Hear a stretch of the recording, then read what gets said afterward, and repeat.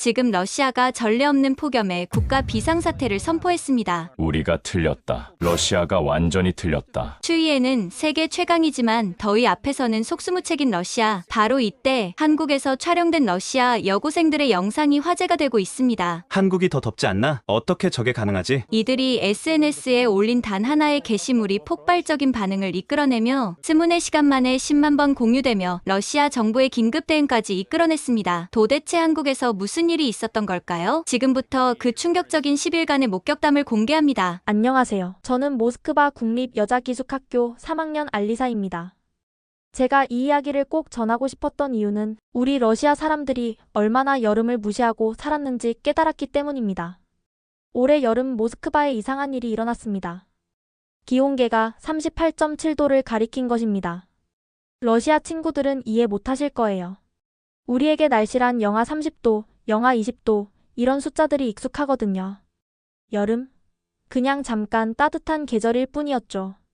아침에 일어나자마자 창문을 열었다가 바로 닫았습니다.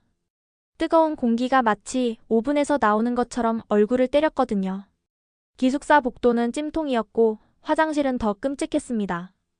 샤워를 해도 5분 만에 다시 땀이 났어요. 이렇게 살 수는 없어. 룸메이트 스베타가 소리쳤습니다. 스베타는 물리학을 전공하고 싶어하는 친구인데 항상 온도계를 가지고 다녔어요. 방 안이 35도야. 복도는 37도고. 이건 사람이 살 수 있는 온도가 아니야. 우리 기숙사는 1962년에 지어진 스탈린 시대 건축물입니다. 두꺼운 벽, 작은 창문, 좁은 환기구. 모든 게 추위를 막기 위해 설계됐죠. 여름? 그런 건 고려 대상이 아니었습니다. 에어컨 설치하면 되잖아요? 학생회장 라냐가 교장 선생님께 건의했습니다. 교장 선생님은 한숨을 쉬셨습니다. 라냐, 이 건물 구조를 봐. 에어컨 실외기를 어디 둘 거니? 전기 용량은? 벽 두께가 50cm야. 배관 공사를 어떻게 하겠어? 그때 깨달았습니다. 러시아의 99% 건물이 이렇다는 것을. 에어컨은 사치품이 아니라 우리에겐 불가능한 물건이었던 거죠. 학생들이 하나둘 쓰러지기 시작했습니다. 첫 주에만 15명이 열사병으로 병원에 실려갔어요. 나타샤는 탈수로 링거를 맞았고 마샤는 열경련으로 응급실에 갔습니다. 창문을 열어도 바람이 안 와. 카티아가 울먹였습니다. 정말 그랬어요. 러시아의 여름은 습도가 낮아서 바람이 불어도 뜨거운 열기만 전달될 뿐이었습니다. 선풍기? 그런 게 있는 방은 전교에서 5개도 안 됐어요. 그마저도 소련 시절 만든 거라 소음만 컸지 바람은 약했고요. 학부모들의 항의가 빗발쳤습니다. 아이들을 집으로 보내주세요. 하지만 집이라고 다를 게 없었어요. 모스크바 전체가 열기에 갇혀 있었거든요. 그러던 어느 날 충격적인 소식이 전해졌습니다. 한국으로 긴급 수학여행을 간다고? 옐레나가 믿을 수 없다는 표정으로 물었습니다. 식당이 발칵 뒤집혔습니다. 미쳤어? 한국은 41도까지 올라간다는데? 아시아는 러시아보다 더 덥다고 수업 시간에 배웠잖아. 차라리 시베리아로 보내주지 왜 더 더운 곳으로? 솔직히 저도 이해가 안 됐습니다. 한국? K-팝과 드라마로 유명한 나라라는 건 알았지만 기후에 대해서는 아는 게 없었어요. 급하게 검색해보니 정말로 여름 기온이 40도를 넘는다고 나왔습니다. 교육부 담당자가 직접 와서 설명회를 열었습니다. 키릴로프라는 이름의 중년 남성이었는데 땀을 뻘뻘 흘리며 말했어요. 학생 여러분 이해해주세요. 한국은 매년 폭염을 겪는 나라입니다. 그래서 모든 건물에 냉방시설이 완비되어 있어요. 러시아보다 온도는 높아도 실내는 훨씬 시원할 겁니다. 그게 무슨 말도 안 되는 소리예요. 또 마샤가 항의했습니다. 더위는 더위잖아요. 41도가 38도보다 시원할 리가 없어요. 키릴 로프 씨는 노트북을 꺼내 자료를 보여줬습니다. 한국의 에어컨 보급률은 가정 99%, 상업시설 100%입니다. 대중교통도 모두 냉방이 됩니다. 심지어 버스 정류장에도 에어컨이 있다고 합니다. 거짓말. 누군가 외쳤습니다. 하지만 선택의 여지는 없었습니다. 이미 학생 20명이 열 관련 질환으로 치료받고 있었고 학부모들도 어디든 여기보단 낫겠지라며 동의했거든요. 출발 일주일 전 우리는 한국에 대해 조사하기 시작했습니다. 인터넷에서 찾은 정보들은 더욱 혼란스러웠어요. 여기 봐. 한국 사람들이 한여름에 삼계탕이라는 뜨거운 닭 스프를 먹는데. 아냐가 노트북 화면을 보여줬습니다.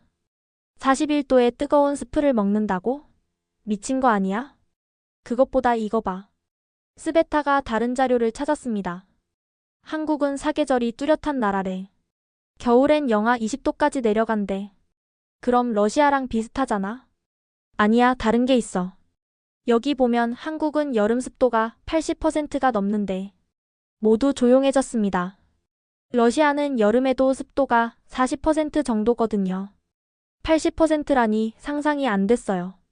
습하고 더우면 더 끔찍하지 않아? 나타샤가 걱정스럽게 물었습니다. 아무도 대답하지 못했습니다. 우리가 아는 상식으로는 한국이 러시아보다 더 지옥일 것 같았거든요.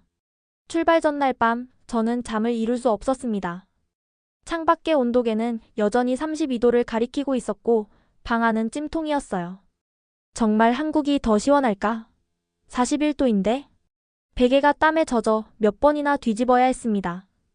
옆 침대의 스베타도 뒤척이는 소리가 들렸어요. 알리사 앉아? 응, 너무 더워서. 한국 가는 거 무서워? 솔직히. 응. 41도라니까 상상이 안 돼. 그래도 여기보단 낫겠지? 그 말에 대답할 수 없었습니다. 38.7도에 이미 지옥인데 41도는 어떨지 정말 무서웠거든요. 다음 날 아침 공항으로 출발했습니다. 부모님들이 배웅 나오셨는데 다들 걱정스러운 표정이었어요. 더우면 건물 안에만 있어. 엄마가 당부하셨습니다. 한국 음식 매울 텐데 조심하고.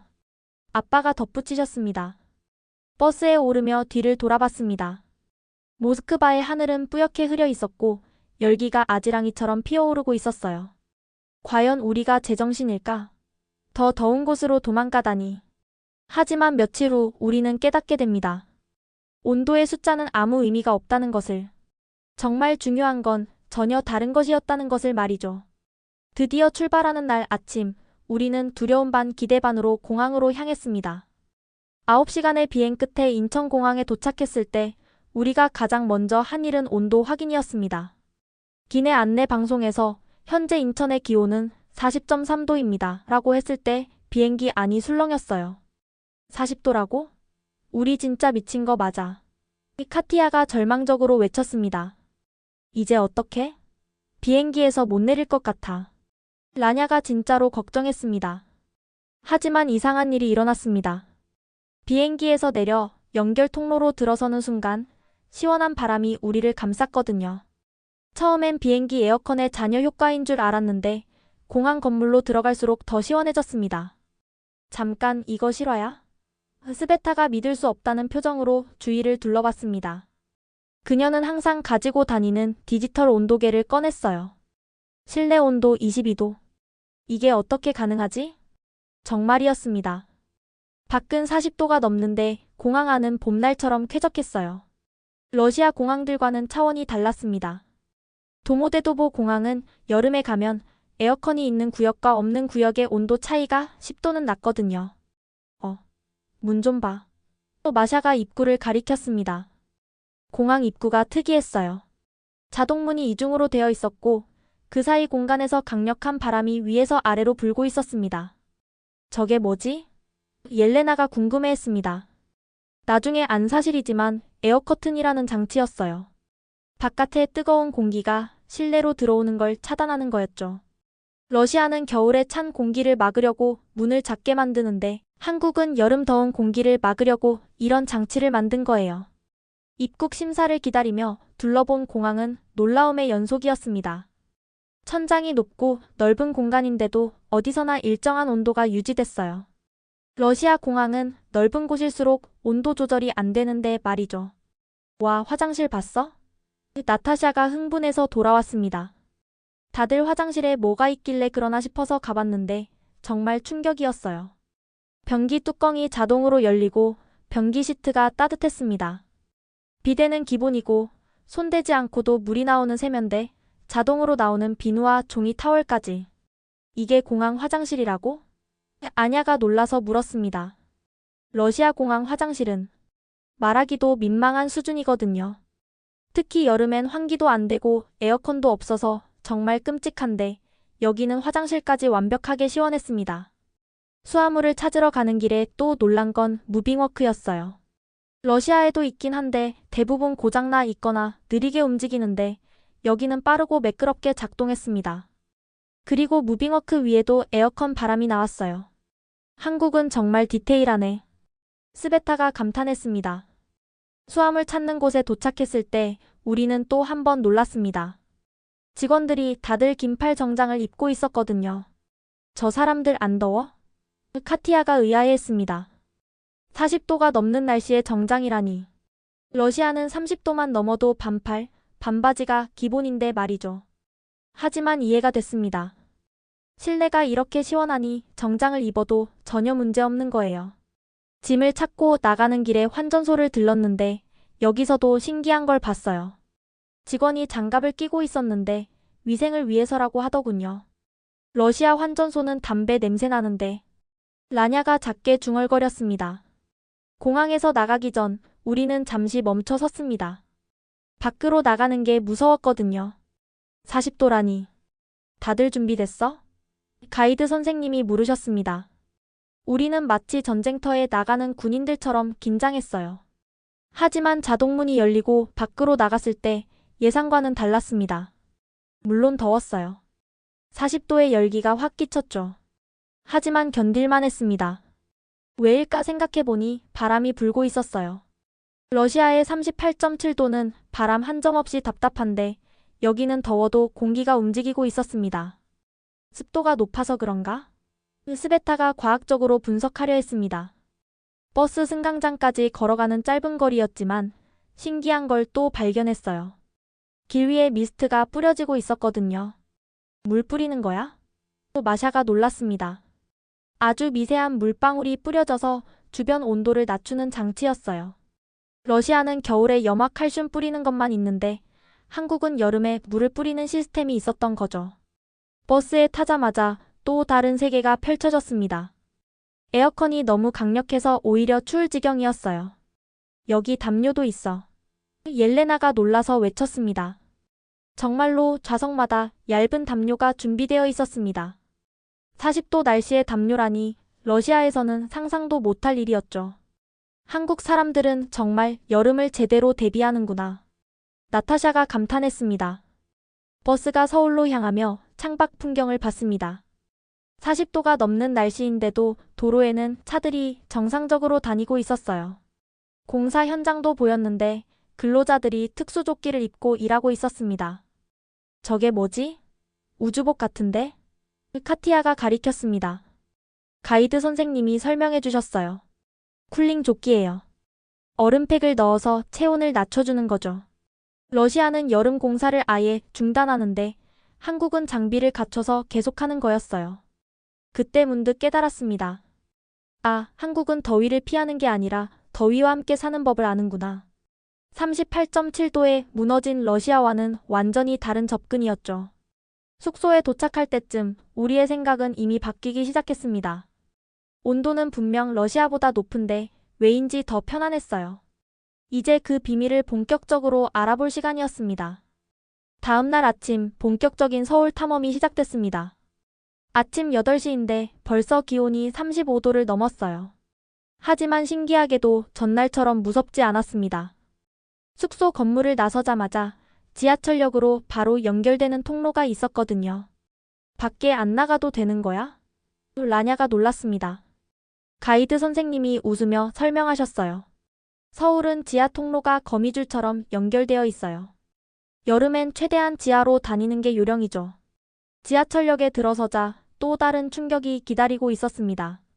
모스크바 지하철은 깊어서 여름에 그나마 시원하다고 하지만 그건 덜 더운 정도예요. 그런데 서울 지하철은 정말로 시원했습니다. 아니, 시원하다 못해 춥기까지 했어요. 긴팔 가져올걸? 카티아가 팔을 감싸며 말했습니다. 전동차가 들어왔을 때 우리는 또 놀랐습니다. 플랫폼에 유리문이 설치되어 있었거든요. 이게 뭐야? 감옥 같은데? 또 마샤가 농담했습니다. 하지만 곧 이유를 알게 됐어요. 전동차 문이 열리자 차가운 에어컨 바람이 쏟아져 나왔는데 스크린 도어가 그 찬 공기를 플랫폼에 가둬두는 역할을 하고 있었던 거예요. 와, 진짜 모든 걸 계산했네. 스베타가 감탄했습니다. 전동차 안은 더 놀라웠습니다. 러시아 지하철은 여름에 창문을 열어두는데 여기는 모든 창문이 닫혀 있고 에어컨이 완벽하게 작동했어요. 온도 표시기를 보니 정확히 24도를 유지하고 있었습니다. 앉는 자리도 시원해. 옐레나가 놀랐습니다. 좌석에도 통풍 시스템이 있는지 앉으면 더 시원했어요. 그리고 놀라운 건 이런 시원한 환경에서도 사람들이 질서정연하게 행동한다는 거였습니다. 저기 봐, 임산부석이 진짜로 비어있어. 나타샤가 조용히 말했습니다. 러시아는 그런 표시가 있어도 사람들이 그냥 앉는데 여기는 만원 지하철에서도 그 자리는 비어 있었어요. 강남역에서 내렸을 때 또 다른 세계가 펼쳐졌습니다. 역에서 바로 연결된 지하상가가 끝없이 이어져 있었거든요. 이게 다 지하야? 아냐가 입을 벌렸습니다. 지하상가는 그 자체로 하나의 도시였어요. 옷가게, 화장품 가게, 식당, 카페, 편의점, 심지어 안경점과 병원까지 있었습니다. 그리고 어디를 가도 일정하게 시원했어요.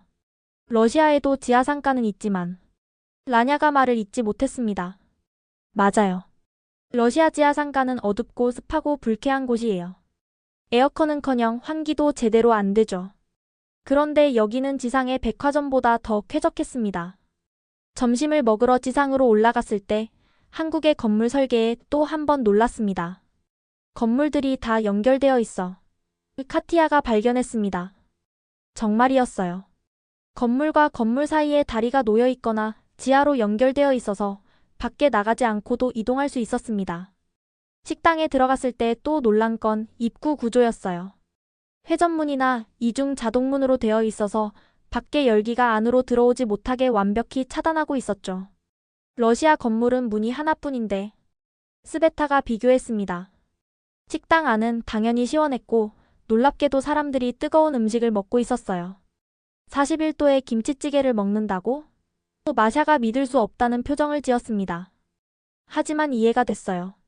실내가 충분히 시원하니까 뜨거운 음식을 먹어도 괜찮은 거였죠. 오히려 차가운 에어컨 바람에 따뜻한 국물이 균형을 맞춰주는 느낌이었어요. 식사 후 한강공원에 갔습니다. 41도의 한낮의 공원이라니 러시아에서는 자살행위죠. 그런데 한강공원에는 사람들이 꽤 있었어요. 어떻게 가능하지? 옐레나가 놀랐습니다. 비밀은 곳곳에 설치된 그늘막과 쿨링포그였습니다. 거대한 차양막이 그늘을 만들고 미세한 물방울을 뻘는 장치가 주변 온도를 낮추고 있었어요. 체감 온도가 5도는 낮은 것 같아. 스베타가 분석했습니다. 더 놀라운 건 음수대였어요. 100m마다 음수대가 있었는데 차가운 물이 계속 나왔습니다. 이것도 다 무료야? 나타샤가 물었습니다. 러시아는 공원의 음수대 자체가 거의 없고 있어도 대부분 고장나 있는데 여기는 완벽하게 작동하고 있었어요. 강변을 따라 설치된 자전거 도로도 인상적이었습니다. 양옆에 나무가 심어져 있어서 자연스럽게 그늘이 만들어지고 중간중간 쉼터가 있었어요. 계획적으로 만든 거네. 아냐가 감탄했습니다. 저녁이 되어 다시 지하철을 탔을 때 퇴근 시간에 서울을 목격했습니다. 엄청난 인파에도 불구하고 에어컨은 여전히 완벽하게 작동했어요. 전력이 어떻게 감당되는 거야? 라냐가 궁금해했습니다. 가이드 선생님이 설명해 주셨어요. 한국은 여름 전력 수요를 예상하고 미리 준비해요. 원자력 발전소도 그래서 필요한 거고요. 아, 그래서 정전 걱정이 없구나. 러시아는 여름에 에어컨 때문에 자주 정전되거든요. 아니, 애초에 에어컨이 별로 없는데도 전력망이 낡아서 문제가 많죠. 숙소로 돌아오는 길에 편의점에 들렀는데 여기서도 놀라운 걸 봤어요. 24시간 내내 이렇게 시원하게? 카티아가 놀랐습니다. 새벽에도 주말에도 항상 같은 온도를 유지한다는 거예요. 러시아 가게들은 에너지 절약한다고 밤에는 에어컨을 끄는데 말이죠. 그날 밤 숙소에서 하루를 정리하며 깨달았습니다. 한국은 단순히 에어컨을 많이 설치한 게 아니라 도시 전체를 여름 맞춤형으로 설계했다는 것을. 지하 공간 활용, 건물 연결 통로, 그늘 만들기, 물 뿌리기 등 모든 것이 유기적으로 연결되어 있었어요. 우리나라는 겨울만 생각하고 만들었는데 마샤가 한숨을 쉬었습니다. 정말 그랬어요. 러시아는 모든 게 추위를 막는데 초점이 맞춰져 있었죠. 그런데 이제 여름도 문제가 되고 있는데 우리는 아무 준비가 없었던 거예요. 한국은 30년 전부터 준비했다고 하던데 스베타가 말했습니다. 30년. 그 시간 동안 차근차근 도시를 바꿔온 거예요. 러시아도 지금부터라도 시작해야 하지 않을까? 그런 생각이 들었습니다. 셋째 날 우리는 특별한 일정이 잡혔습니다. 서울시립대학교 건축학과 교수님이 한국의 폭염 대응 건축에 대해 강의해 주신다는 거였어요. 처음엔 지루할 것 같았는데 정말 눈이 번쩍 뜨이는 시간이었습니다. 러시아에서 오신 학생들이시죠? 38.7도가 얼마나 힘드셨을지 이해합니다. 김 교수님이 따뜻하게 맞아주셨습니다. 강의실은 당연히 시원했고 특이하게도 창문이 엄청 컸어요. 러시아는 열 손실을 막으려고 창문을 작게 만드는데 말이죠. 한국 건물의 첫 번째 비밀은 차양입니다. 교수님이 스크린에 그림을 띄우셨어요. 모든 창문 위에 1m 정도 튀어나온 구조물이 있었는데 이게 여름 햇빛은 막고 겨울 햇빛은 받아들이도록 각도가 계산되어 있다고 했습니다. 태양의 고도가 여름엔 높고 겨울엔 낮은 걸 이용한 거예요. 우와, 진짜 과학적이다. 스베타가 감탄했습니다. 러시아 건물은 이런 게 전혀 없어요. 여름 햇빛이 그대로 창문으로 들어와서 온실처럼 되는데 커튼으로 막으면 어두워지고. 진퇴양난이죠. 두 번째는 이중 외피 시스템입니다. 건물 바깥쪽에 한 겹 더 유리벽을 만들어서 그 사이 공간으로 뜨거운 공기를 위로 빼낸다는 거였어요. 러시아는 이중창이지만 목적이 다르죠? 교수님이 물으셨습니다. 네, 추위를 막으려고요. 라냐가 대답했습니다. 맞아요. 한국도 이중창이지만 여름 더위와 소음을 막는 게 주목적이에요. 다음은 유리 코팅 기술이었습니다. 로이유리라고 하는데 열은 차단하고 빛은 통과시키는 특수 코팅이 되어 있다고 했어요. 그래서 한국 건물들이 밝으면서도 시원한 거구나. 아냐가 이해했습니다. 러시아는 여름에 커튼 치고 어둡게 지내는데 그래도 더웠거든요. 빛과 열을 분리해서 차단한다는 발상 자체가 놀라웠어요. 옥상은 어떻게 활용하세요? 또 마샤가 질문했습니다. 좋은 질문이에요. 한국은 옥상을 정원으로 만들거나 흰색으로 칠합니다. 스크린에 옥상 정원 사진이 나왔어요. 건물 위가 온통 초록색이었습니다. 식물이 증산작용으로 온도를 낮춰주고 단열 효과도 있어요. 옥상 표면 온도가 20도는 낮아집니다. 20도나요? 우리 모두 놀랐습니다. 러시아 건물 옥상은 그냥 검은 방수대로 덮여 있어서 여름에는 70도까지 올라가거든요. 그 열이 건물로 전달되니 지옥이 되는 거죠. 쿨루프라고 해서 흰색 특수 페인트를 칠하기도 해요. 태양열을 90% 반사합니다. 왜 러시아는 이런 걸 안 하죠? 카티아가 답답한 듯 물었습니다. 아마 필요성을 못 느꼈겠죠. 하지만 기후가 변하고 있으니 이제는 필요할 겁니다. 실습 시간에는 캠퍼스를 돌며 실제 적용 사례를 봤습니다. 저 건물 봐. 옐레나가 흥분해서 가리켰습니다. 건물 전체가 특이한 패널로 덮여 있었는데 태양의 위치에 따라 자동으로 각도가 조절되고 있었어요.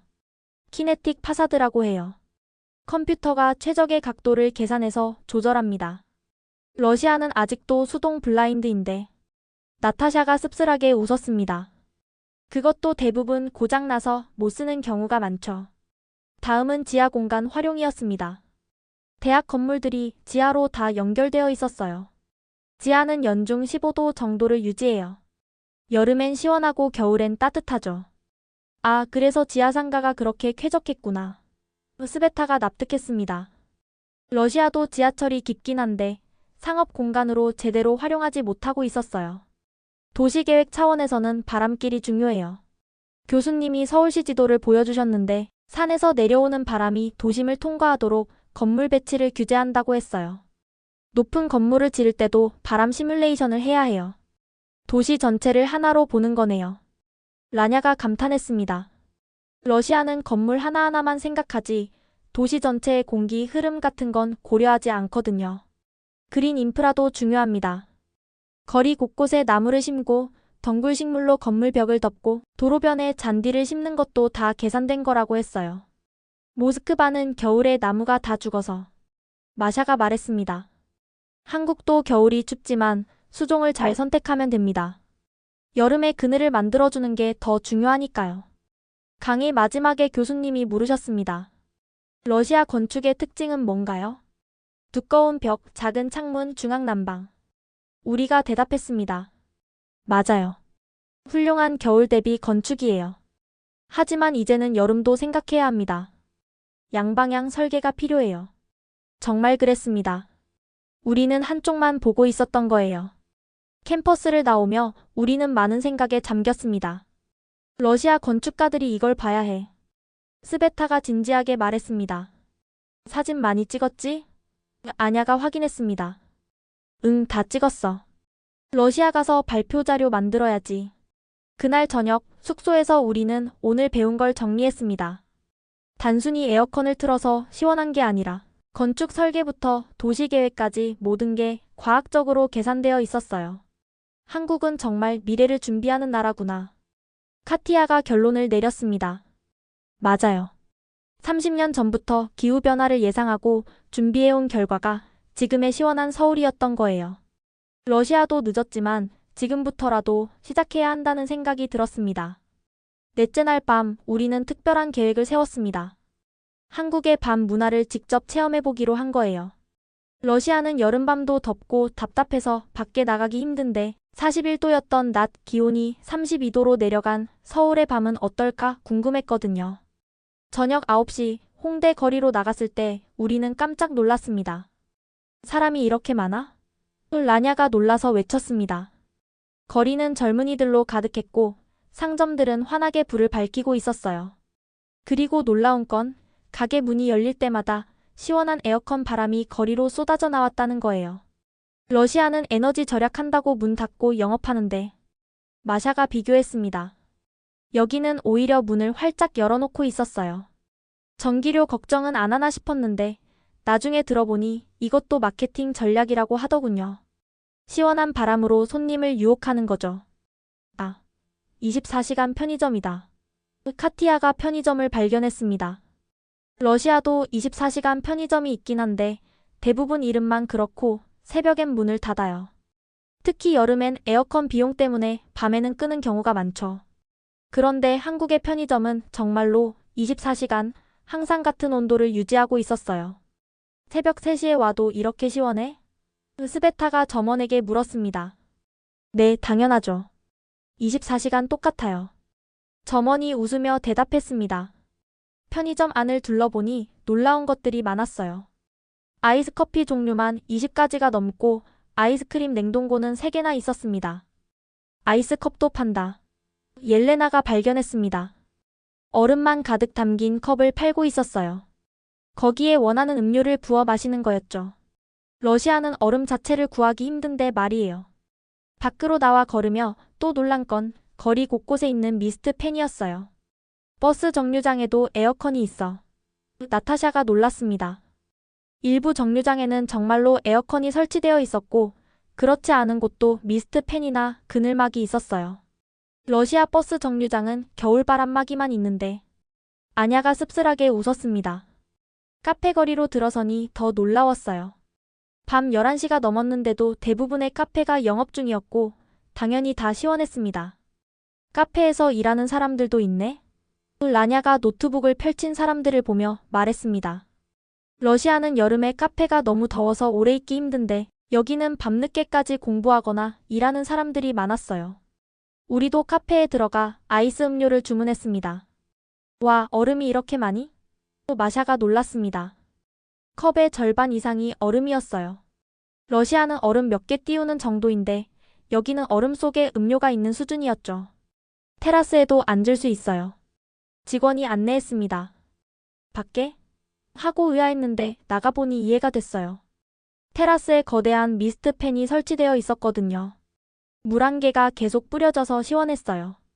새벽 1시가 되어 숙소로 돌아가는 길 우리는 놀라운 광경을 또 목격했습니다. 치킨 배달이 이 시간에도? 카티아가 배달 오토바이를 보며 말했습니다. 한국은 새벽에도 배달이 돼요. 가이드 선생님이 설명했습니다. 너무 더워서 못 자는 날엔 시원한 맥주에 치킨을 시켜 먹죠. 러시아는 낮에도 배달이 잘 안 되는데 새벽 배달이라니 정말 신세계였어요. 숙소에 돌아와서도 감탄은 계속됐습니다. 로비에 24시간 카페가 있었는데 새벽 2시인데도 시원하게 영업하고 있었어요. 러시아 기숙사는 밤 10시면 다 꺼지는데 옐레나가 비교했습니다. 다음날 새벽 5시 잠이 안 와서 일찍 일어났는데 창밖을 보니 벌써 거리 청소가 시작되고 있었어요. 이 시간에 같이 일어난 스베타가 놀랐습니다. 청소 차량이 도로에 물을 뿌리면서 지나가고 있었어요. 낮에 하면 금세 증발하니까 새벽에 하는 거였죠.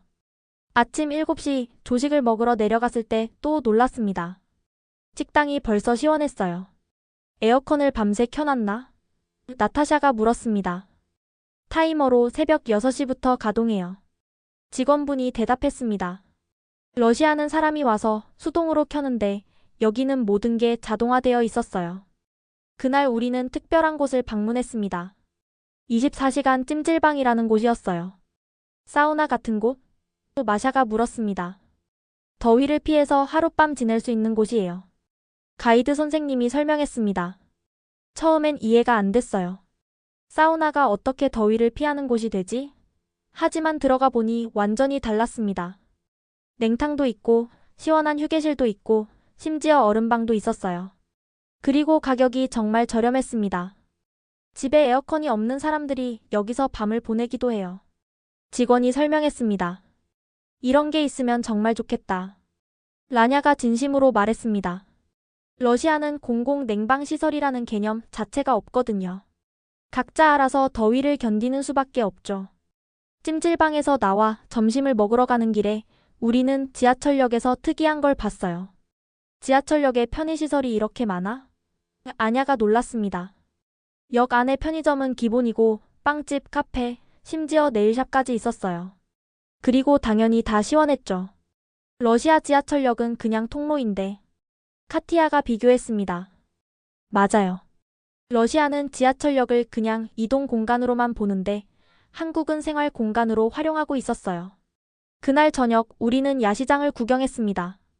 41도였던 낮과 달리 저녁엔 32도 정도여서 야외 활동이 가능했어요. 이 더위에 야시장이라니. 스베타가 감탄했습니다. 포장마차들이 늘어서 있었는데 곳곳에 선풍기와 미스트팬이 설치되어 있었어요. 그리고 차가운 음료와 빙수를 파는 가게가 정말 많았죠. 러시아는 여름밤에도 밖에 못 나가는데 옐레나가 부러워했습니다. 그날 밤 숙소로 돌아오며 우리는 깨달았습니다. 한국이 41도의 여름을 견디는 비결 중 하나는 24시간 쾌적한 환경을 유지하는 거라고. 낮이든 밤이든 언제 어디서든 더위를 피할 곳이 있으니 일상생활이 가능한 거였어요. 5째 날 우리는 한국의 출퇴근 시간을 직접 경험해보기로 했습니다. 41도 예보가 나온 날이었는데 과연 이런 날씨에도 사람들이 정상적으로 출근을 할까 궁금했거든요. 아침 7시 반 지하철역으로 내려갔을 때 우리는 충격을 받았습니다. 사람이 이렇게 많아? 라냐가 입을 벌렸습니다. 플랫폼은 출근하는 사람들로 가득했어요. 그런데 더 놀라운 건 이 많은 사람들이 모두 줄을 서서 기다리고 있다는 거였죠. 41도인데도 줄을 서? 마샤가 믿을 수 없다는 표정을 지었습니다. 러시아는 30도만 넘어도 사람들이 짜증내고 서로 밀치는데 여기는 폭염 경보가 내린 날에도 질서정연했어요. 전동차가 도착했을 때 또 놀라운 광경을 봤습니다. 먼저 내리는 사람을 기다렸다가 타는 거예요. 러시아는 서로 밀치면서 타고 내리는데 스베타가 작게 중얼거렸습니다. 전동차 안은 10,000원이었지만 에어컨이 강력하게 작동해서 시원했어요. 그래서인지 사람들 표정도 그리 찌푸려져 있지 않았습니다. 여기 봐, 임산부석이 진짜 비어있어. 옐레나가 조용히 가리켰습니다. 10,000원 지하철인데도 노약자석과 임산부석은 비어있었어요. 젊은 사람이 앉아있다가도 임산부나 노인이 타면 바로 일어났고요.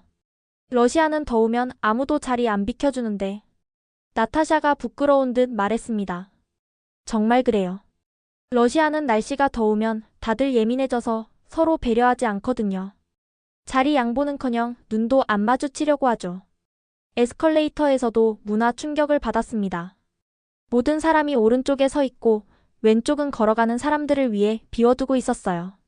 와, 이건 런던이나 도쿄 같아. 카티아가 감탄했습니다. 그것도 41도에 이런 질서라니. 아냐가 덧붙였습니다. 지하철에서 나와 사무실 밀집 지역을 걸었을 때 또 다른 놀라운 광경을 봤어요. 이 더위에도 다들 정장을 입고 있었거든요. 어떻게 가능하지? 라냐가 의아해했습니다. 하지만 이해가 됐어요. 건물 안은 다 시원하고 밖에 있는 시간은 짧으니까 정장을 입어도 견딜만한 거였죠. 점심시간이 되자 식당가는 직장인들로 붐볐습니다. 그런데 여기서도 놀라운 질서를 목격했어요. 줄이 엄청 긴데 새치기가 없어. 또 마샤가 놀랐습니다. 인기 있는 식당 앞에는 20에서 30명씩 줄을 서 있었는데 다들 차분히 기다리고 있었어요. 러시아는 줄이 조금만 길어도 포기하거나 새치기를 시도하는데 말이죠. 그늘막 아래서 기다리니까 견딜만한가 봐. 스베타가 관찰했습니다.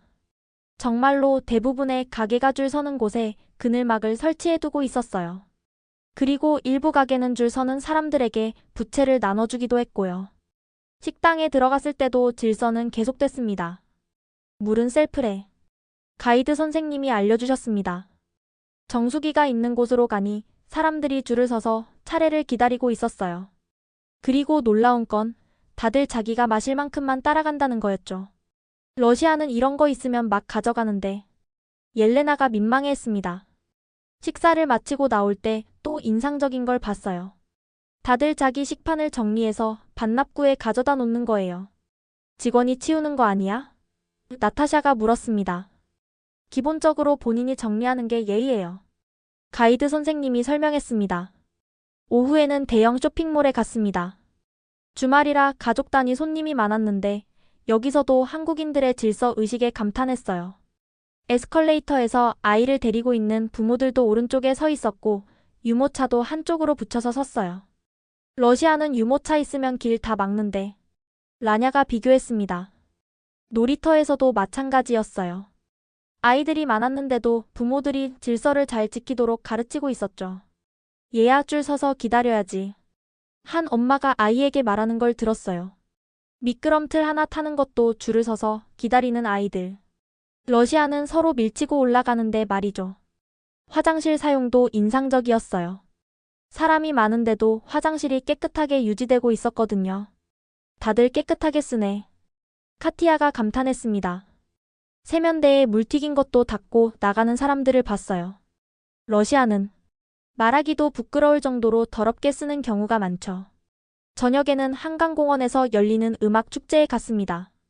무료 행사여서 사람이 정말 많았는데 여기서 본 질서는 정말 대단했어요. 쓰레기통이 따로 없는데 쓰레기가 안 보여. 스베타가 놀랐습니다. 다들 자기 쓰레기는 가져온 봉투에 담아서 들고 다니고 있었어요.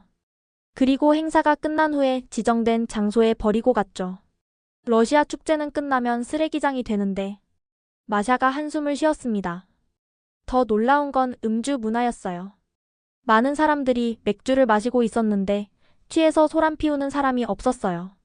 다들 적당히 마시네. 아냐가 관찰했습니다. 러시아는 더우면 술을 더 많이 마시고 그러다 싸움이 나기도 하는데 여기는 평화로웠어요. 화장실 줄도 대단했습니다. 여자 화장실은 항상 줄이 긴데 다들 차분히 기다리고 있었어요. 러시아는 이런 때 난리 나는데 옐레나가 말했습니다. 채찍이 시도하는 사람도 없고 급하다고 양해 구하면 먼저 보내주기도 했어요. 행사장을 나오면서 가장 인상적이었던 건 자원봉사자들이었어요. 41도 날씨에 자원봉사라니. 이 더위에 무료로 일한다고? 나타샤가 믿을 수 없어 했습니다. 그들은 행사 안내도 하고 쓰레기 분리수거도 도와주고 길 안내도 하고 있었어요. 그것도 웃으면서요. 시민의식이 정말 높구나. 카티아가 진심으로 감탄했습니다. 밤 10시가 넘어서 숙소로 돌아오는 지하철에서도 질서는 여전했어요. 피곤할 텐데도 노약자석은 비어 있었고 에스컬레이터 한 줄 서기도 지켜지고 있었죠. 한국 사람들은 더위에 지쳐도 예의를 잃지 않는구나. 라냐가 결론 내렸습니다. 그날 밤 우리는 오래 토론했어요. 왜 한국은 41도에도 질서가 유지되고 러시아는 30도만 되어도 무질서해질까? 시원한 환경 때문인 것 같아. 스베타가 의견을 냈습니다. 실내가 시원하니까 마음에 여유가 있는 거야. 그것도 있지만 교육의 차이도 있는 것 같아. 마샤가 덧붙였습니다. 어릴 때부터 질서를 지키도록 가르치니까. 그리고 시스템이 잘 되어 있으니까 지킬 만한 거지. 아냐가 말했습니다. 줄을 서도 빨리 처리되고 기다릴 만한 환경이 만들어져 있고. 모두 일리 있는 말이었어요. 한국의 질서는 단순히 국민성의 문제가 아니라 환경과 교육, 시스템이 어우러진 결과였던 거죠. 우리도 할 수 있을까? 옐레나가 조심스럽게 물었습니다. 시작은 우리부터 해야지. 제가 대답했습니다. 러시아로 돌아가면 우리부터 줄 서기, 자리 양보하기, 쓰레기 줍기를 실천하자. 모두가 고개를 끄덕였어요. 작은 시작이지만 변화는 그렇게 시작되는 거니까요. 일주일째 되는 날, 우리에게 특별한 사건이 일어났습니다. 이 일은 우리가 한국 사회를 보는 시각을 완전히 바꿔놓았어요. 그날도 기온은 40도를 넘었습니다. 우리는 강남의 코엑스몰에 갔는데 거대한 지하 쇼핑몰이 완벽하게 시원해서 많은 사람들이 더위를 피해 와 있었죠. 점심을 먹고 스타벅스에 들렀습니다. 우리는 모두 아이스 음료를 주문했는데 카티아가 자리를 찾아 이동하던 중이었어요. 조심해. 제가 경고하려던 순간이었습니다. 카티아가 모퉁이를 돌다가 반대편에서 오던 젊은 남자와 정면으로 부딪혔어요. 남자가 들고 있던 아이스 아메리카노가 공중으로 튀어올랐다가 카티아의 흰색 원피스에 그대로 쏟아졌습니다. 으악! 카티아가 비명을 질렀어요. 얼음과 커피가 목에서부터 치마 끝까지 흠뻑 젖었습니다. 새하얀 원피스는 갈색 얼룩으로 엉망이 됐죠. 순간 우리 모두 얼어붙었어요. 러시아였다면 큰일 날 상황이었거든요. 특히 이런 더운 날에는 사소한 일에도 사람들이 폭발하곤 했죠. 제 머릿속에는 모스크바에서 비슷한 상황을 봤던 기억이 스쳐 지나갔어요. 그때는 가해자가 오히려 왜 앞을 안 보고 다니냐며 화를 냈고 결국 경비원이 와서야 상황이 정리됐었죠. 그런데 놀라운 일이 벌어졌습니다.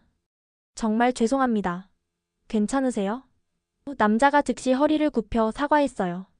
화를 내기는커녕 카티아가 다쳤을까봐 걱정하는 표정이었습니다. 아, 네. 괜찮아요. 카티아도 당황해서 러시아어가 나왔어요. 남자는 외국인인 걸 알아차리고 영어로 바꿔 말했습니다. 정말 미안해요.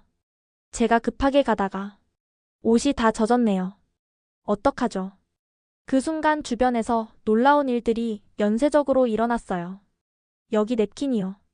옆 테이블에 있던 여성이 냅킨을 한 움큼 가져다 줬어요. 티슈도 있어요. 다른 손님이 가방에서 물티슈를 꺼냈습니다. 스타벅스 직원 2명이 즉시 달려왔어요. 손님 괜찮으세요? 여기 앉으세요. 수건 가져다 드릴게요. 한 직원은 수건을 가지러 갔고 다른 직원은 바닥에 흘린 커피를 닦기 시작했어요. 정말 죄송합니다. 남자는 계속 사과했어요. 제가 새 옷을 사드릴게요. 아니면 세탁비라도. 아니에요. 정말 괜찮아요. 카티아가 얼떨떨해하며 대답했어요. 하지만 남자는 포기하지 않았습니다. 안 됩니다. 제 잘못인데요. 명함 드릴게요. 꼭 연락주세요. 그는 지갑에서 명함을 꺼내 정중히 건넸어요. 대기업 직원인 것 같았습니다. 혹시 지금 시간 있으시면 근처에 옷가게가 있는데. 남자가 제안했어요. 아니에요. 정말 괜찮다니까요. 카티아가 손사래를 쳤어요. 이때 스타벅스 매니저가 나타났습니다. 손님 정말 죄송합니다. 저희 매장에서 일어난 일이라. 음료는 무료로 다시 제조해드리겠습니다. 우리 잘못도 아닌데. 라냐가 놀랐어요. 고객님들이 불편을 겪으셨잖아요. 당연히 저희가 책임져야죠. 매니저가 미소 지으며 말했어요. 주변 손님들도 계속 관심을 보였어요. 학생 같은데 여벌 옷 있어요? 한 아주머니가 물었어요. 혹시 사이즈 55면 제 옷 빌려드릴 수도. 또 다른 여성이 제안했어요. 이런 친절의 연속에 우리는 모두 압도됐어요. 러시아였다면 구경꾼들이 모여서 구경만 하거나 누구 잘못인지 편을 갈라 싸웠을 텐데. 화장실에서 좀 닦고 올게요. 카티아가 일어났어요. 제가 같이 가도 될까요? 커피를 쏟은 남자가 물었어요. 아, 이상한 의미가 아니라 정말 죄송해서. 혹시 필요한 거 있으면 사다 드리고 싶어서요. 괜찮아요. 친구들이 있으니까. 카티아가 대답했어요. 남자는 다시 한번 깊이 사과하고는 자리에 앉아 기다렸어요. 우리가 돌아올 때까지 계속 미안한 표정으로 앉아 있었죠. 화장실에서 카티아와 이야기를 나눴어요. 러시아였으면 지금쯤 경찰 왔겠지? 카티아가 웃으며 말했어요. 맞아. 소리 지르고 싸우고 난리 났을 거야. 제가 동의했어요. 근데 여기는 다들 너무 친절해. 오히려 내가 미안할 정도야. 옷을 최대한 닦고 나왔는데 커피를 쏟은 남자가 여전히 기다리고 있었어요. 그의 테이블에는 새로 주문한 음료들이 놓여 있었습니다. 혹시 몰라서 아이스 음료 다시 주문했어요. 드세요. 그가 일어나며 말했어요. 이건 너무. 우리가 당황했어요. 제가 망친 시간이잖아요. 마시면서 기분 푸세요. 음료를 거절하기도 뭐해서 받았는데 영수증을 보니 우리 인원수대로 정확히 주문했더군요. 꽤 신경 쓴 게 보였어요. 정말 옷값이나 세탁비 연락주세요. 남자가 다시 한번 부탁했어요. 제가 맘이 편치 않아서요. 그는 명함을 다시 확인시키고는 정중히 인사하고 갔어요. 대박. 이게 실화야? 마샤가 놀라워했어요.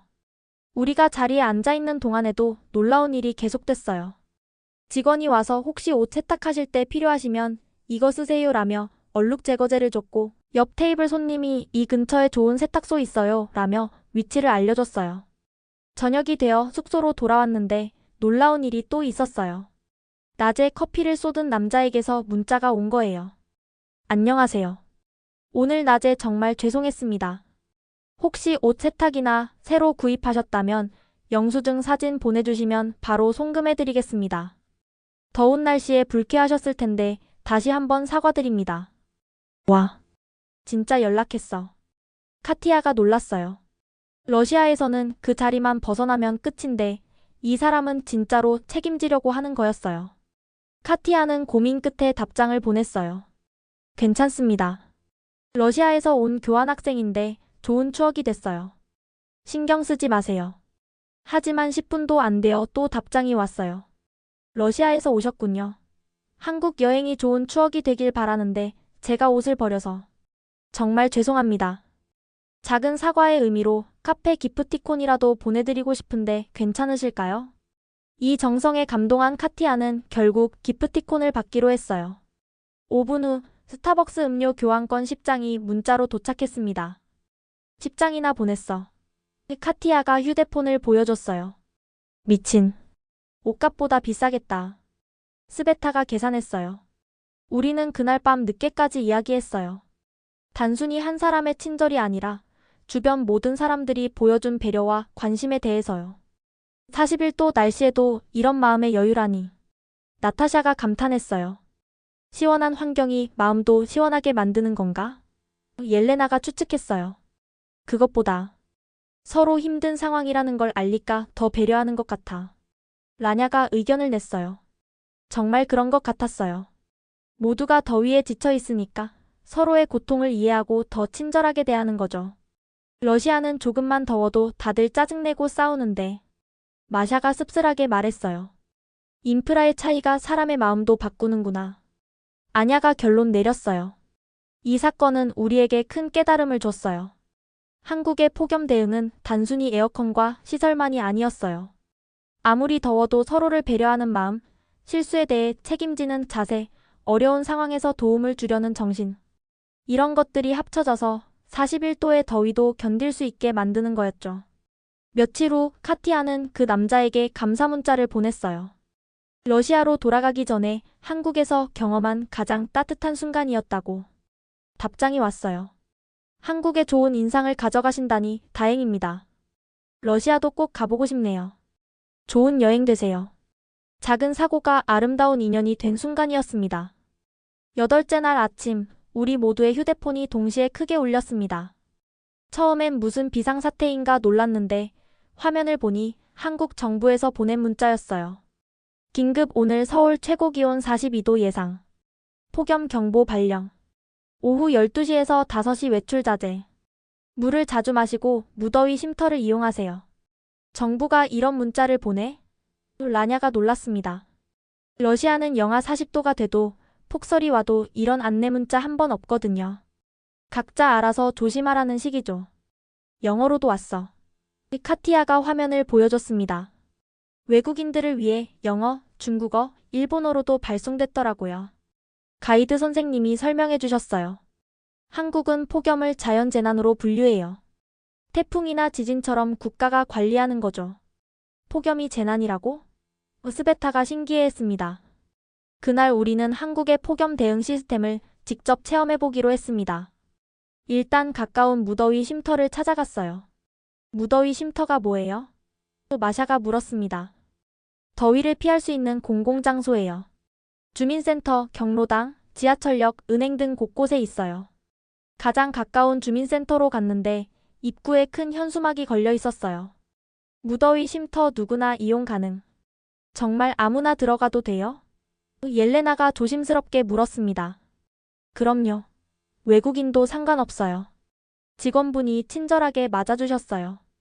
안에는 이미 많은 어르신들이 계셨는데 에어컨이 시원하게 작동하고 있었고 정수기와 텔레비전, 심지어 안마의자까지 있었어요. 이게 다 무료라고? 나타샤가 믿을 수 없어 했습니다. 혈압도 재드릴까요? 간호사가 다가왔어요. 폭염 기간에는 간호사가 상주하면서 어르신들의 건강을 체크한다고 했습니다. 러시아는 병원 가는 것도 힘든데. 아냐가 부러워했습니다. 더 놀라운 건 다음이었어요. 어르신들 댁에 에어컨 있으신가요? 직원이 어르신들께 물어보고 다녔어요.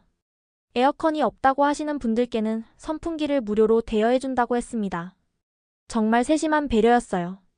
주민센터를 나와 거리를 걸었는데 곳곳에서 특별한 활동을 목격했어요. 저기 뭐 하는 거야? 라냐가 가리켰습니다. 노란 조끼를 입은 사람들이 거리에서 물을 나눠주고 있었어요. 폭염 기간 자원봉사예요. 가이드 선생님이 설명했습니다. 구청에서 생수를 지원하고 자원봉사자들이 나눠주는 거죠. 이 더위에 자원봉사를? 스베타가 놀랐습니다. 우리도 물을 한 병씩 받았는데 정말 시원했어요. 아이스박스에 보관했다가 나눠주는 거였죠. 러시아는 한겨울에도 이런 거 없는데. 카티아가 물을 마시며 말했습니다. 다음 목적지는 지하철역이었는데 여기서 또 놀라운 걸 봤어요. 폭염 대피소라는 표지판이 있었거든요.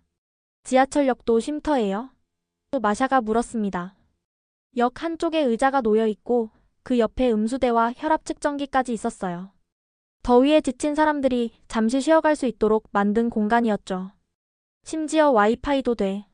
옐레나가 확인했습니다. 점심시간이 되자 우리는 놀라운 광경을 목격했습니다. 공사 현장에서 일하는 노동자들이 특별한 조끼를 입고 있었거든요. 저거 뭐지? 우주복 같은데? 나타샤가 궁금해했습니다. 가까이 가서 보니 조끼에 작은 선풍기가 달려 있었어요. 쿨링 조끼예요. 공사 현장 관리자가 설명해줬습니다. 회사에서 지급했어요. 이거 없으면 일 못해요. 러시아는 그냥 맨몸으로 일하는데. 아냐가 말했습니다. 그리고 2시간마다 의무 휴식이에요. 그늘에서 30분씩 쉬어야 해요. 관리자가 덧붙였습니다. 정말로 2시가 되자 사이렌이 울리고 모든 노동자들이 그늘막 아래로 모였어요. 거기엔 대형 선풍기와 얼음물이 준비되어 있었죠. 오후에는 더 놀라운 일이 있었어요. 길을 가다가 할머니 한 분이 어지러워하시는 걸 봤거든요. 할머니 괜찮으세요? 지나가던 젊은이가 바로 다가갔어요. 119 불러드릴까요? 또 다른 사람이 물었습니다. 순식간에 사람들이 모여들어 할머니를 그늘로 모시고 누군가는 편의점에서 얼음물을 사왔어요. 5분이면 와요. 119에 신고한 사람이 말했습니다. 정말로 5분도 안 돼서 구급차가 도착했어요. 구급대원들이 신속하게 할머니 상태를 체크하고 병원으로 모셔갔죠. 러시아는 구급차 부르면 1시간은 기다려야 하는데. 라냐가 놀랐습니다. 폭염 기간엔 구급차를 추가 배치한대요. 가이드 선생님이 설명했습니다. 저녁이 되어 숙소로 돌아왔는데 또 정부 문자가 왔어요. 내일도 폭염 계속. 야외 작업 자제. 온열 질환 증상 시 즉시 119 신고. 그리고 링크가 있어서 눌러보니 폭염 행동 요령이 자세히 나와 있었어요. 앱도 있어. 스베타가 발견했습니다. 온맵시라는 앱인데 실시간 기온은 물론이고 가까운 무더위 쉼터 위치, 병원 위치까지 다 나왔어요. 이거 진짜 유용하다. 카티아가 감탄했습니다. 그날 밤 뉴스를 봤는데 정부의 폭염 대응이 메인 뉴스였어요. 오늘 전국 무더위 쉼터 이용자 50만 명 돌파. 독거노인 안부 확인 100% 완료. 온열질 환자 전년 대비 30% 감소. 와, 정부가 진짜 일하네. 마샤가 놀랐습니다. 러시아는 재난이 나도 조심하세요 한마디뿐인데 여기는 구체적인 행동을 하고 있었어요. 가장 인상적이었던 건 뉴스 마지막 멘트였어요. 폭염은 충분히 대비할 수 있는 재난입니다. 정부와 국민이 함께 노력하면 피해를 최소화할 수 있습니다. 맞는 말이야. 옐레나가 고개를 끄덕였습니다. 그날 밤 우리는 한국의 폭염 대응 시스템에 대해 토론했어요. 단순히 에어컨만 많은 게 아니었어. 스베타가 정리했습니다. 예보 시스템, 대피 시설, 의료 지원, 취약계층 보호까지. 하나의 완벽한 시스템이야. 그리고 정부만 하는 게 아니라 시민들도 참여하잖아. 라냐가 덧붙였습니다. 자원봉사도 하고 서로 도와주고. 러시아도 이런 시스템이 필요해. 제가 진지하게 말했습니다. 기후변화로 러시아도 점점 더워질 텐데 우리가 돌아가서 건의해보자. 나타샤가 제안했습니다. 오늘 본 것들 다 기록해서. 모두가 동의했어요. 한국이 30년에 걸쳐 만든 시스템을 하루아침에 따라갈 순 없겠지만 시작이라도 해야 한다는 생각이 들었거든요. 42도의 폭염을 재난으로 인식하고 체계적으로 대응하는 한국. 38.7도의 속수무책으로 무너진 러시아와는 정말 대조적이었습니다. 아홉째 날 우리에게 특별한 일정이 있었습니다. 연세대학교 국제교류 동아리 학생들과 만나 대화를 나누기로 한 거예요. 같은 또래의 한국 학생들이 폭염을 어떻게 생각하고 대처하는지 듣고 싶었거든요. 대학 캠퍼스는 당연히 시원했고 우리를 맞아준 한국 학생들도 매우 친절했어요. 러시아가 38.7도라니 정말 힘드셨겠어요. 수진이라는 학생이 공감해줬습니다. 한국은 41도인데 어떻게 견뎌요? 제가 물었습니다. 익숙해져서요. 지호라는 남학생이 웃으며 대답했습니다. 매년 겪으니까 이제는 자연스러워요. 토론이 시작되자 흥미로운 이야기들이 나왔습니다. 사실 한국도 1994년 전까지는 준비가 안 됐어요. 민서가 설명했습니다. 그의 기록적인 폭염으로 많은 사람이 죽었죠. 얼마나 죽었어요? 스베타가 물었습니다. 정확한 통계는 없지만 수백 명이 넘었대요. 그때부터 정부가 폭염을 심각하게 받아들이기 시작했죠. 한국도 처음부터 준비가 되어 있던 게 아니었구나. 다만 일찍 시작했을 뿐이었어요. 개인적으로는 어떻게 대비해요? 라냐가 궁금해했습니다. 하은이가 가방을 열어 보여줬어요. 휴대용 선풍기는 필수고요. 쿨토식, 쿨 스프레이, 양산도 가지고 다녀요. 와, 완전 폭염 대비 키트네. 카티아가 놀랐습니다. 이것도 있어요. 지호가 목에 두른 걸 보여줬습니다. 수건? 마샤가 물었습니다. 쿨링 타월이에요. 물에 적시면 차가워져요. 러시아 학생들은 그런 제품이 있는지도 몰랐어요. 우리는 그냥 맨몸으로 더위와 싸우고 있었거든요. 집에서는 어때요? 옐레나가 물었습니다. 에어컨은 기본이고 서큘레이터로 공기를 순환시켜요. 수진이가 대답했습니다. 그리고 전기료 아끼려고 낮에는 도서관이나 카페 가기도 하고요. 전기료가 비싸요? 나타샤가 물었습니다. 누진제라서 많이 쓰면 비싸져요. 그래서 효율적으로 써야 해요. 대화는 점점 깊어졌습니다. 기후변화와 미래에 대한 이야기도 나왔어요. 러시아는 추운 나라인데 이제 더워진다니 아이러니네요. 민서가 말했습니다. 정말요? 우리는 난방 기술은 세계 최고인데 냉방은 제로예요. 제가 씁쓸하게 웃었습니다. 한국도 예전엔 난방 중심이었어요. 하은이가 위로했습니다. 변화가 필요하면 바꿀 수 있어요. 점심을 함께 먹으며 더 친밀한 대화를 나눴어요. 한국 학생들이 여름 음식에 대해 알려줬습니다. 삼계탕 먹어봤어요? 지호가 물었습니다. 아직요. 41도에 뜨거운 거 먹는다는 게. 스베타가 망설였습니다. 이열치열이라고 더울 때 뜨거운 거 먹으면 오히려 시원해져요. 실제로 삼계탕을 먹어보니 일리가 있었어요. 에어컨 빵빵한 실내에서 뜨거운 국물을 먹으니 몸의 균형이 맞춰지는 느낌이었죠. 러시아는 여름에 뭘 먹어요? 수진이가 물었습니다. 차가운 수프 오크로시카요. 하지만 에어컨이 없으니 차가운 게 맞죠. 라냐가 대답했습니다.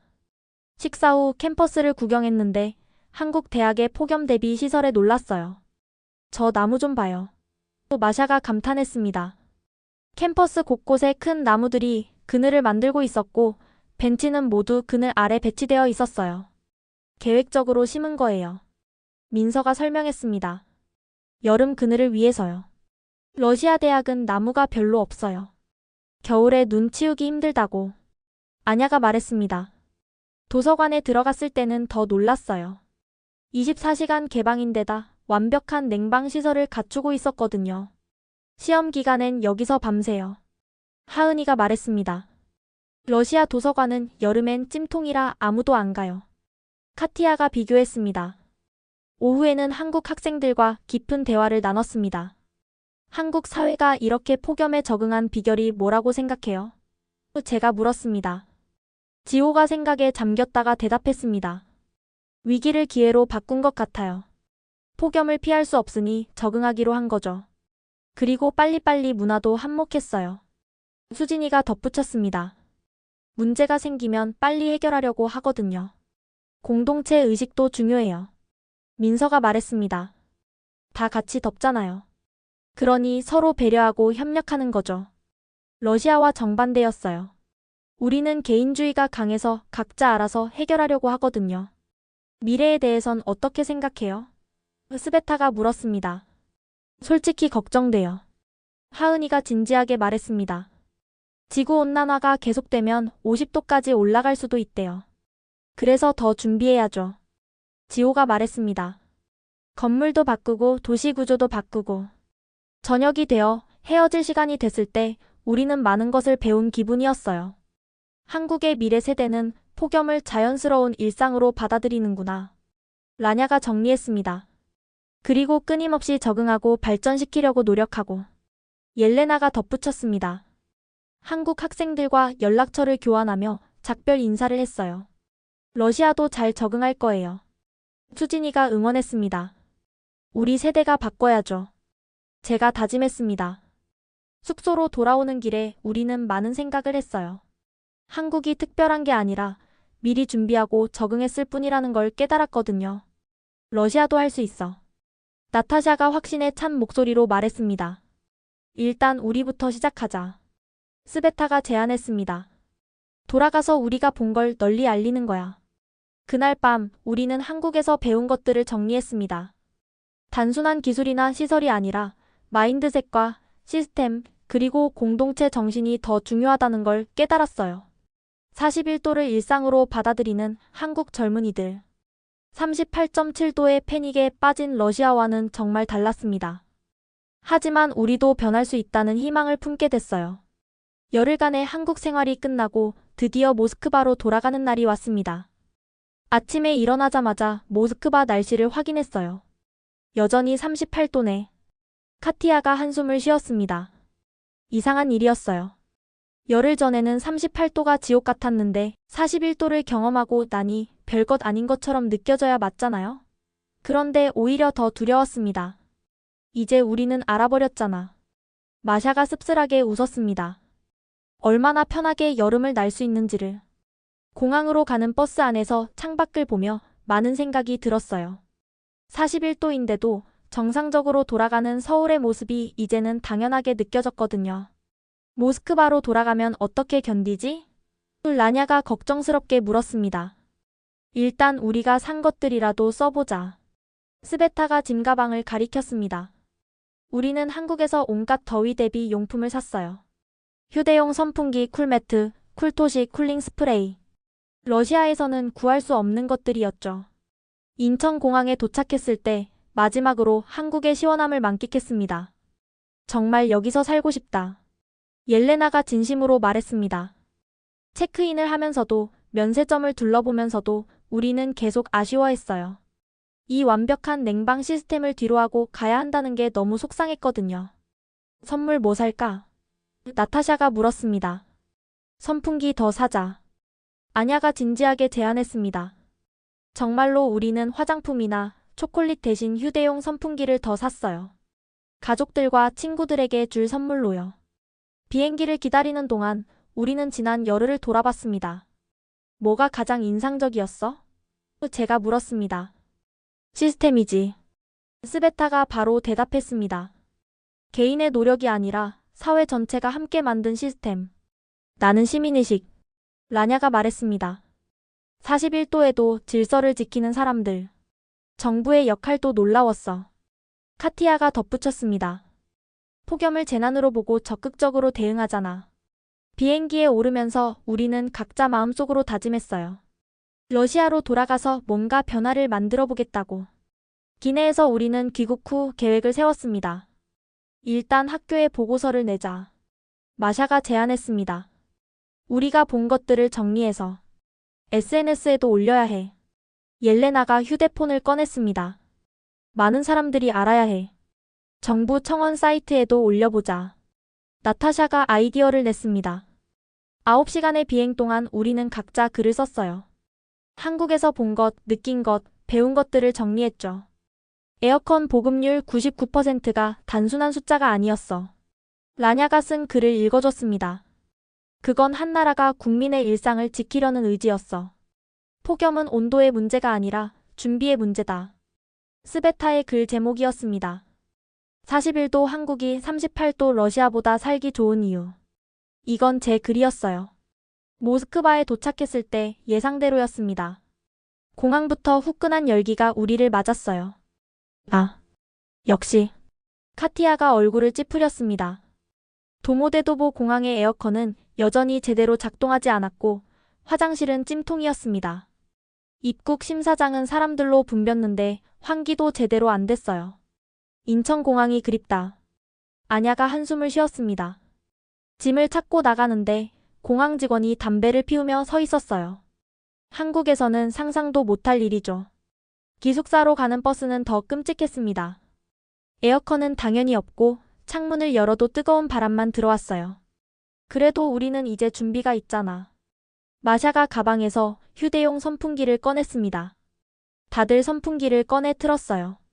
완벽하진 않았지만 없는 것보단 훨씬 나았습니다. 기숙사에 도착했을 때 다른 학생들이 우리를 맞았어요. 모두들 지쳐 보였습니다. 어땠어? 한국도 더웠지? 친구들이 물었습니다. 응, 41도였어. 제가 대답했습니다. 그런데 우리는 그날 밤새 한국 이야기를 했어요. 처음엔 믿지 않던 친구들도 우리가 찍은 사진과 영상을 보고는 놀라워했습니다. 지하철이 그렇게 시원하다고? 정부가 폭염 문자를 보낸다고? 버스 정류장에 에어컨이 있다고? 다음 날 우리는 교장 선생님을 찾아갔습니다. 한국에서 많은 걸 보고 배웠습니다. 제가 준비한 자료를 보여드렸습니다. 교장 선생님은 진지하게 들어주셨어요. 특히 한국 학교의 냉방 시스템에 큰 관심을 보이셨죠. 예산이 문제긴 하지만 일단 교육청에 보고서를 올려보겠다. 그리고 구조 개선 방안도 연구해보자. 작은 시작이었지만 변화의 첫걸음이었습니다. 일주일 후 놀라운 일이 일어났습니다. 우리가 SNS에 올린 글이 러시아 전역에서 화제가 된 거예요. 38.7도 러시아 대 41도 한국, 왜 한국이 더 살기 좋을까?